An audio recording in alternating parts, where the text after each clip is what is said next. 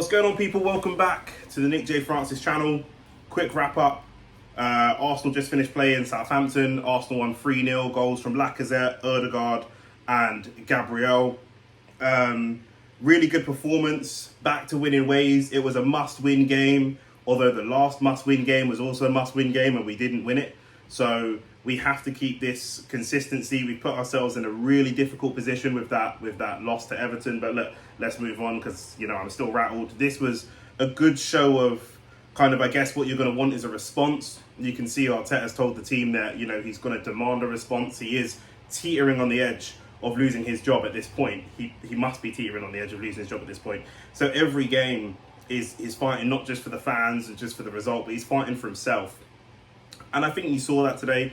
We definitely saw some sort of reaction. But I think let's not get carried away, as we tend to do with these types of results. Everyone that we've played that is in top 6 contention so far, bar maybe Spurs, are they in top 6 contention? Who knows? But everybody else has beaten us. And Southampton are way down in 16th place and teetering on the edge of relegation. And so, if 3-0 win is a 3-0 win and it's good, and, you need to know how to score goals and all the rest of it.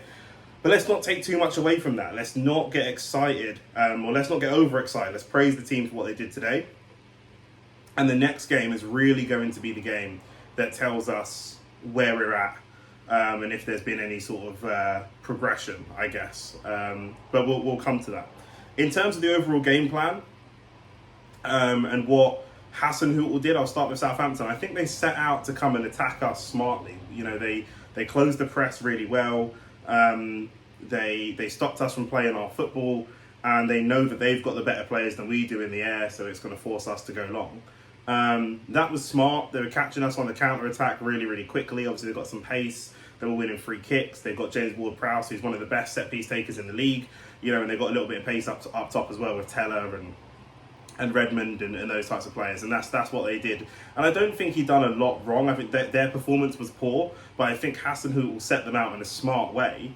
And we were struggling 10, 15, maybe 20 minutes into the game. We were really struggling, and Southampton looked the more likely team to score.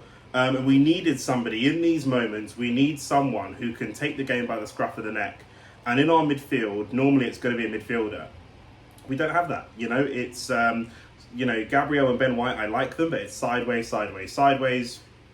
Tomiyasu over to forwards to Saka, and Saka backwards again. The only person in those early minutes who was really getting forward and taking the game by the scruff of the neck was Martinelli. When Tierney would play him the ball, he's going forwards. He's got the confidence to beat a man. Saka is a really good pass and move player, typical of the sort of Arsenal academy mould, but not necessarily someone who is going to run at people and beat them on a consistent basis. He does it from time to time, but not consistently. I argue with my Man United friends about Saka versus Greenwood, and that's why they put Greenwood over Saka. And some of my Chelsea friends have Callum Hudson-Odoi. Their ability, I think Saka's a great, well-rounded player. But Hudson-Odoi and Greenwood do have that ability to drop the shoulder and beat a man, or they certainly look to do that first. And then if they can't beat the man and they can't get past him, then they'll look for a pass, as opposed to Saka, who looks for a pass first. And then if he can't pass and there's no other options, then maybe he'll try and beat the man. I think that's the difference. I don't think one's better than the other. It just depends. It depends what you're after, right? So, Martinelli, and with Saka and Martinelli, it's a good balance, because we have Saka that's a passing first, dribble second type of player, and then we have Martinelli who's a dribble first, pass second type of player. So we have a little bit of both, and that gives us some balance. We had Lacazette up top, who, really happy to see. Aubameyang wasn't in the team today. We'll come to that in a second. We'll come to that towards the end of the video, because I want to talk about that a little bit. But you're looking for a midfielder to break that. Normally you're looking at somebody who can play a key pass, somebody that, someone like an Ozil that can open the door, or someone like a Bernardo Silva or a Santi Cazorla who can take the ball in a half turn a player as they're receiving the ball, and then get numbers forwards for the attack. And we just don't have that. Our midfield consisted of Odegaard, who was very, very good, but he was very high up. He played pretty much like a front four. But our two central midfield players, Partey and Xhaka, they just don't have that. Xhaka still feels too slow for the Premier League, physically and in terms of how quickly he plays and reads the game. And Partey said himself in a recent interview that he's a 4 out of 10. Granit Xhaka had a really good game today. I'm not attacking him based on his performance today, but just on the basis of being consistent, I don't think that we can really compete with the teams in the top 4 or in Europe with Granit Xhaka started in our starting 11. Maybe coming off the bench, but with where he's at in his career and being captain of his country, he probably isn't going to be happy with a bench place. But for me, his pace is a problem. You know, he receives the ball because he's meant to receive the ball in those moments because that's part of the machine, but he doesn't make his decisions quick enough. His decision making is very slow. He wants the ball and doesn't know what he wants to do with it next, and that slows the game right down. And that's the difference between someone like him and someone like a KDB, someone like a David Silva, someone like, you know, lots of the top rated centre mids, you know, Tielemans or something like that. You know, when he receives the ball and looks up, he spots 2 or 3 options, but which option he picks is very, very quick to make that decision, be decisive, and then go for it. Xhaka takes that thought process takes a little bit longer. So a lot of the stuff is sideways. Partey sideways. You know, he's low on confidence, so he's not risking it and going forwards that much. He's not going for the big spectacular passes. Granit Xhaka's long passing today was crucial to our game plan. Like I say, he did have a really good game today, but there were still moments where, because he's not physically the quickest, if his first touch isn't the best and he takes a dodgy touch, we're going to get exposed. If he takes the ball in the half turn and gets pressed really quickly, we get exposed. And he was the guy that they were pressing onto really, really quickly. He was the guy, you know, they were pressing Gabriel and Ben White, but I think they know Gabriel and Ben White are capable of making good passes, and obviously they can go long. And Xhaka was the one that they looked at and said, right, this is the guy we can press. And, you know, there were a couple little step-ups here and there, but overall, he had a good performance. But I think Southampton got that right, and they were, you know, they created some opportunities for themselves early. And in the lack of having that type of player that can really set us away and create something, someone that can take in the pressure, you get someone like, you know, whether you like Ronaldo or not, when he gets the ball, he draws 2 or 3 players to him. Same as, like I say, lots of the other top players that you think about, people double or triple think what they want to do, they draw players in, and then as a result of drawing players in, that's going to create space for other people to go and attack, and then we can make that pass. We don't have anyone in our midfield that can do that. Odegaard and Smith Rowe are competent 10s, but they're not that level yet. Hopefully they'll get there, and I believe that they will.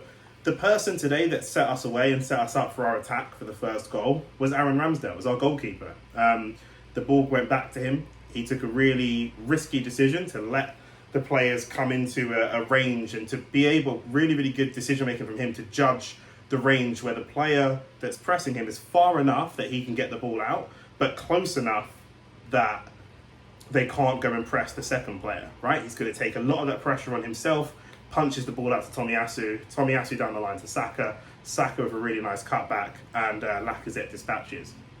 That was 20 minutes into the game, but for the first 20 minutes, it was looking like Southampton were going to score, and after that, Southampton pretty much defensively capitulated, and we were able to you know, get a couple of scrappy goals. One is from a corner, and one is Odegaard scoring a header from poor defending. So, you know, we had to do what we had to do to go and get the win, but Southampton were poor, and like I say, they are down near the bottom of the table, so we can't take too much from that, but you can only beat who's in front of you. But going forward, you know, so Aaron Ramsdale for me is the man of the match, not just for that, his part in the first goal, but everything that he did. He was the guy that was like the quarterback for us today. He was deciding when we go long, when we go short. He just seems to have so much better football sense and a better football brain. He may not, maybe it's nerves, maybe it's anything, coming to a new club, whatever. But Ben White and Gabriel are good at what they do, but they don't seem to be the people that can really call the plays, that can sit at the back and really dictate and construct. And Aaron Ramsdale did that today. And I didn't really see him make a mistake. When we went short, we were right to go short. When there was too much pressure, he said, right, no, we're not going short. They kind of, a couple of times they argued with him, they called for it. He said, no, we're not doing it short. Trust me, we're going long. And I didn't see him make many mistakes in that. Not talking about his actual saving of shots at him. He did make some good saves as well, as he should. He's a goalkeeper. But going forwards, it's the brain and the communication that sets him apart from Bernd Leno. You know, someone like Leno is a really, really good shot stopper. I rate him really highly as a shot stopper, but he doesn't have the football brain to see the whole picture and really create opportunities from that. He's just a guy who defends his box. And that's why Aaron Ramsdale is my man of the match, and that's why I think he's been one of the best signings of the summer across the whole Premier League. He's really transformed our team, and obviously we're not able to compete against the teams that are in the top 4, top 5, or we haven't been so far this season, but I don't think that is a reflection on him. Even in those games, he's had pretty solid performances. So one of my favourite players so far this season, Aaron Ramsdale, we absolutely love you, and my choice of man of the match. We went with the same starting 11 as Everton, which obviously raised eyebrows, and there were question marks about where Aubameyang was. We found out before the game that Aubameyang was out due to disciplinary issues, which is not good in terms of the club, but I think could end up being a positive in terms of us wanting Aubameyang to leave, if we want Aubameyang to leave. He's on huge wages. He's going to be difficult to shift.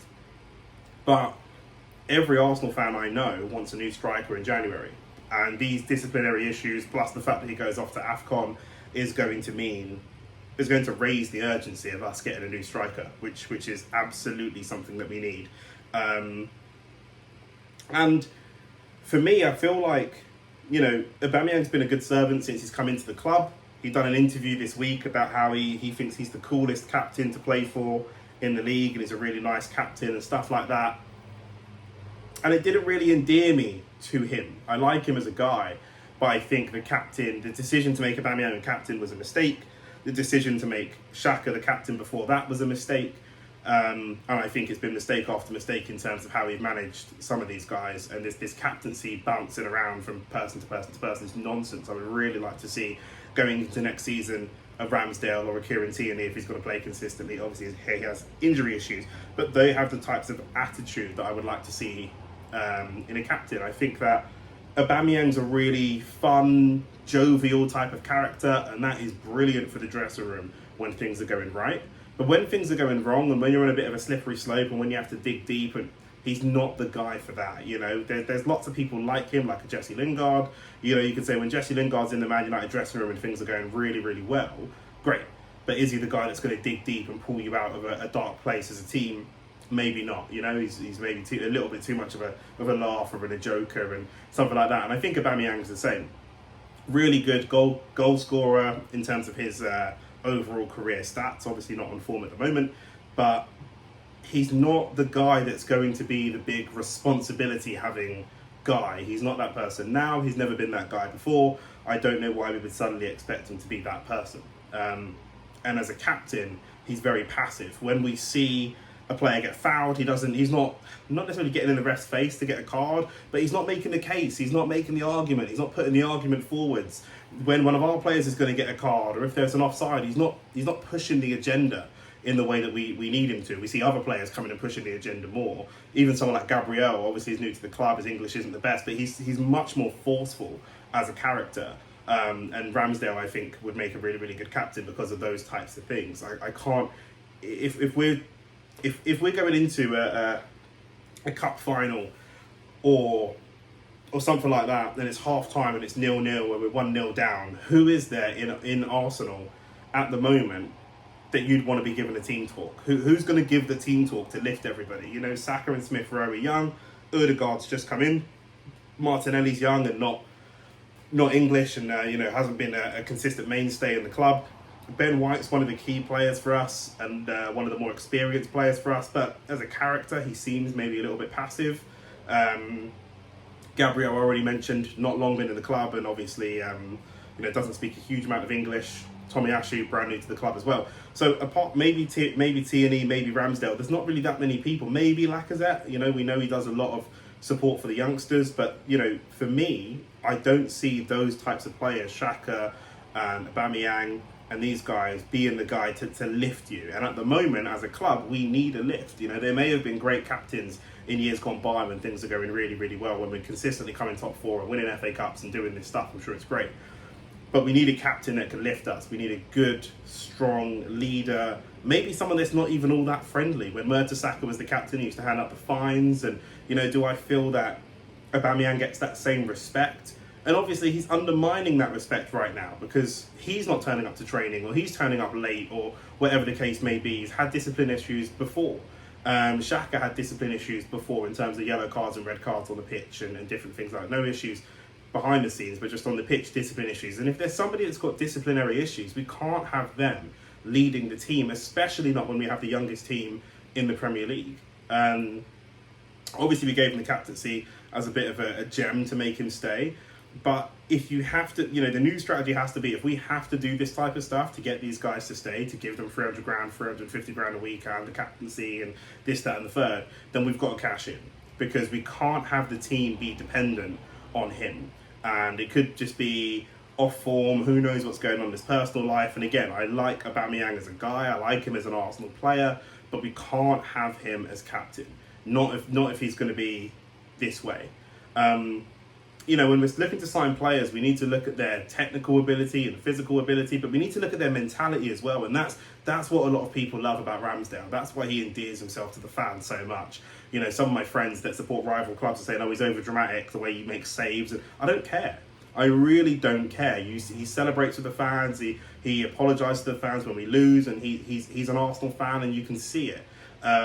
Obviously, I'm a fan of Aaron Ramsdale, if you couldn't tell already. So, these are the types of things. And I do think that, to be fair to Aubameyang, and he's pissed me off like he's pissed off all the other Arsenal fans, but to be fair to Aubameyang, it's not just him. It's not his sole responsibility. It's also the responsibility of the higher-ups at the club that have given him all of this power. We've seen it before where we've given one player too much power. Some people would argue that towards the end of his reign, Wenger had too much power. The power needs to be distributed across the team and across the various hierarchy across the club. And if one person has too much power, this is what's going to happen.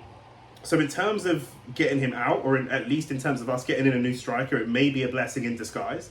In terms of us winning 3-0 without him, that may also be a blessing in disguise. The subs were really interesting as well. Something I criticised Arteta for before is not using his whole squad. We saw Rob Holding come on and get some minutes, which is important because if one of our centre-backs gets injured, we need to know that he or whoever can step in. I think it looks like Pablo Mari is probably going to go in January. He looked really rusty, but he hasn't played, so that is going to be expected. And then we saw the forgotten man, Nicola Pepe, come on and get some minutes as well.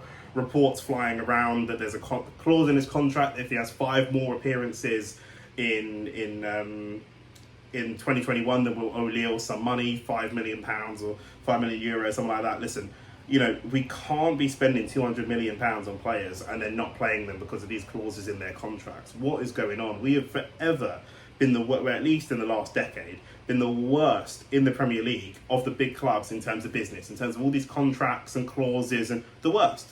Absolutely the worst. I don't know who's doing these negotiations, but this needs to be sorted out. And if we can't be losing games because we don't want to pay 5 million or whatever the fee is to Lille, because it's going to cost us a hell of a lot more than that if we don't get into the top 6 and get back in Europe, especially when some of the bigger players want to leave. So we have to, people say it all the time about us. If we want to be a big club, that's fine. We have to act like a big club. We have to be tough to negotiate with. We have to sort out these contracts. I don't know how true it is. I'll wait for some confirmation on that. But if that is true, that's just shocking behaviour. And it was really interesting to see him get some minutes. What does that mean for his future? I don't know. In short, I don't know. But it was good to see some rotation. And again, even if it is just a case of resting the players, even if Arteta doesn't fancy Pepe, Saka and Lacazette and some of these other guys, they'll need a rest. And even if it's just to rest those guys, we need to use the whole squad. The entire squad is there to be used. Use them. Don't only use a key 11 people and run them into the ground. Especially with the way that some teams are getting struck with COVID. We obviously had COVID issues at the beginning of the season. If we have issues like with COVID again and 2 or 3 players are down, we could be screwed if they're 2 or 3 of our key players. And again, this is why you need to use the whole squad, and this is why the balance of power needs to be distributed across the team, right? You're always going to have some players that are better than others, but you don't want to be relying on 1 or 2 players, right? You're only an injury or 2 away from your season being over. So, last thing I'll say is that good performance. Aaron Ramsdale, man of the match. Solid performance all over. Kieran Tierney done really, really well. Ødegaard was incredible. One of his best performances in an Arsenal shirt. Tommy Ashley was brilliant. Saka, he was class, but that's what we expect of him all the time. Ødegaard's been a little bit more hot and cold, and obviously these are the types of performances that he needs to start bringing to top 6, big 6 competitive teams, right? Not just sort of relegation fodder. And his opportunity for that is going to be next week because we play West Ham. Again, the only teams that we've lost to away from Everton. The only teams we've lost to have been City, Liverpool, Chelsea, people that are above us, better than us, are in that United and in that top 6 contention. And we have another of the top 6 rivals at the moment, and that's West Ham. So we're looking at Odegaard to have a really, really good performance. Now we know what he can do. We know what he's capable of doing, pulling the strings, getting on the half turn, releasing people away. I do think that having Martinelli in the team and having that direct runner makes a massive, massive difference. I'd like to see Martinelli start against West Ham, especially with Tierney on that side. I think that could be really, really exciting as well. But this is going to be another major, major test. Are we kidding ourselves? Are we really here to try and get European football? We make a load of excuses. I know that I do. We're still a couple of signings away. That's all well and good. But as a manager, Mikel Arteta has to get the best out of the players that he's got currently. And if we can't beat anyone that's in the top 6, we don't deserve to be in the top 6 ourselves. It's not competitive. I don't feel confident. I feel confident going into games against Norwich and against Southampton, against Everton, even though we lost against Everton. But I don't feel confident against any of the guys in the top 6. And that has to change. We need to be able to go in and get control of these games. So the West Ham game is going to be a really, really, really crucial one. If we are to finish in the top 6 this season, taking points away from top 6 rivals is going to be a key way to do that. And so this is one of the hopefully he stresses that to the team and to the players, because I think this is going to be one of the main crucial roles, games for his job. If he loses his job before the end of the season, we will look back at this West Ham game. Everton and this West Ham game will be some of the games that we're looking back on and saying these are the reasons why he lost his job. He's got every opportunity to set it right. He set us up in a good way today, but again, I put that down to Aaron Ramsdale, a lot of that, and Tommy Ashu, and setting us away. So let's see what he does against West Ham. And the very, very last thing I'll say is that the reason that we won 3-0 today is because when we went 1-0 up, we continued to attack. When we went 2-0 up, we continued to attack. And even when we went 3-0 up in the 82nd minute, we were still attacking. We don't actually have anyone in our team, going to think about this carefully, I don't think we have anyone in our starting 11 who is a defensive first player. Every single person, obviously we've got our strikers and our wingers that are attackers. We've got, even Xhaka and Partey are not out and out DMs. Our fullbacks are attacking fullbacks, and both our centre-backs are ball-playing centre-backs. We do not have a single person in our team who is an out-and-out defender. The best rate and the best thing that they do anywhere in the game is defending. So we cannot sit back at 1-0 and defend, because we have no real out-and-out defenders. I would say Rob Holding is an out-and-out defender and people like that, but he's not in the team. El Neni and those guys, but they're not in the team. Of our starting 11 today, there is nobody that is defensive first. Everybody is forwards and attacking first, including our back four. So if we're going to go out and win games, we're going to concede goals. But if we're going to go out and win games, we have to outscore them. This is what we've always done. This is what we've built our identity on in the last couple of decades. Even in Wenger's teams, we may not have had the best defence, but if we concede 2, we can score 4. We can't do that. We do not have the personnel until we get a dedicated defensive midfielder and maybe a more defensive centre-back. I don't know who would give way, because I do quite like both our centre-backs.